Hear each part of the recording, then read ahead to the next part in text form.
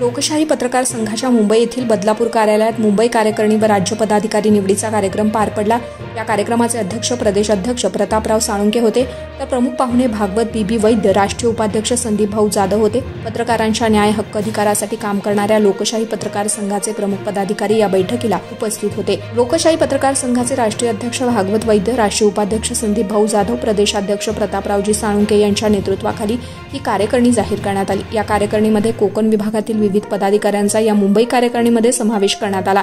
यावेळी या कार्यक्रमात लोकशाही पत्रकार संघाच्या महाराष्ट्र प्रदेश युवा अध्यक्षपदी किशोरदादा पवार यांची निवड करण्यात आली। या कार्यक्रमासाठी लोकशाही पत्रकार संघाचे राज्य कार्यकारिणी आणि राष्ट्रीय कार्यकारिणीतील प्रमुख पदाधिकारी उपस्थित होते। यावेळी प्रदेश अध्यक्ष कला, क्रीडा, सांस्कृतिक विकास समिती फरहान होडेकर, रत्नागिरी जिल्हा उपाध्यक्ष चंद्रकांत भट, ठाणे जिल्हा उपाध्यक्ष शेळके सर आदी पदाधिकारी उपस्थित होते। कार्यक्रमाचे सूत्रसंचालन पूजा राठोड यांनी केलं, तर आभार प्रदर्शन किशोरदादा पवार यांनी मांडले।